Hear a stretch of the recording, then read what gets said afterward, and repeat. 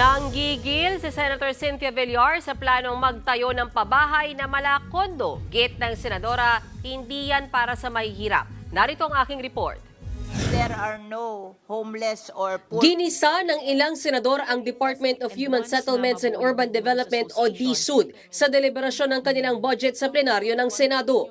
Target ng DSUD na makapagtayo ng 3.2 million housing units na medium at high-rise buildings o condominium style. Kakailanganin dyan ang nasa 4 trillion pesos na budget. Pero umalma si Senator Cynthia Villar. Bakit daw kondong itatayo na pang middle class lang? Our priority should be the poor and the homeless. Why will you insist on building condominium? Dahil kikita ka doon sa kontraktor ng condominium. Ang kinaiinis ni Villar, may mga sinasabihan daw na illegal settlers sa Las Piñas na umalis na sa mga lupang tinitirahan dahil bibigyan sila ng condo unit. Pero hindi naman daw yan libre.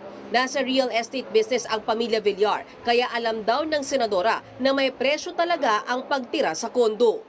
Paliwanag naman ni Senator Risa Hontiveros na sponsor ng budget ng DSUD. Base sa proposal, nasa 2,600 pesos ang ibabayad kada buwan sa condo unit na itatayo. Maari pa raw buwabayan sa 1,500 pesos dahil sa subsidiya mula sa gobyerno. Ipapadaan din daw ang bayad sa pamamagitan ng loan sa Pag-ibig.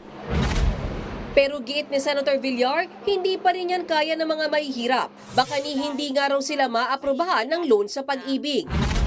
Mungkahin ni Senator Villar, bakit di na lang ipamahagi ang mga lupa sa mahihirap sa ilalim ng Community Mortgage Program? Nasa 500 pesos lang ang babayaran nila kada buwan para sa lupa at makakapag-ipon pa sila ng pampatayo ng bahay.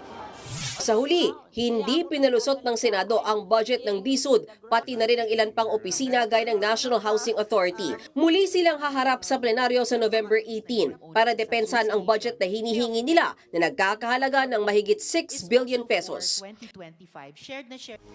Mga kapatid, may Anlos Baños po. Huwag magpahuli sa mga balita at impormasyong dapat ninyong malaman.